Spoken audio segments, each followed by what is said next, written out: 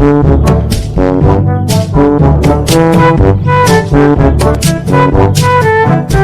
नाम है बुल्ला। यार कैसे मिर्गी उर्गी आगे का हाथ गोल लकड़ा थे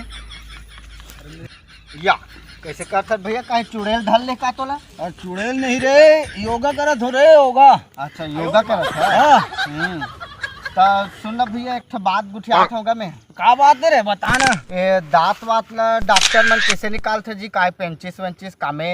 तर दांत ला कैसे निकाली? डॉक्टर है तो इंजेक्शन लगा ही, जे दांत ला निकलवावे तेला।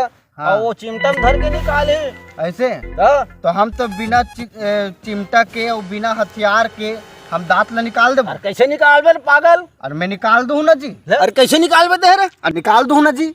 और कैसे निकालबे रे? चल साले लगा तो डॉक्टर के रूही कर घिलात खींची हूं तोला साले। डॉक्टर घर जाए की जरूरत नहीं है, मैं यही कर निकाल दूं दांत ला। ले साले निकाल, में देखता तोर ताकत ला कैसे निकालबे तला। नहीं ही कर खींचा एक झाफड़ दिया। हाँ मैं निकालत हूँ और निकाल के तोल दिखाता हूँ। एक बने देख ही साले बेंद्रा से दांत नहीं कर निकाल सकता हूँ। बेंद्रा से दांत दुनिया में जब बड़े बड़े डॉक्टर नहीं कर सकते काम मैं कर देता तो एक का जाने कुत्ता आदमी है, बात ला समझ में नहीं करे।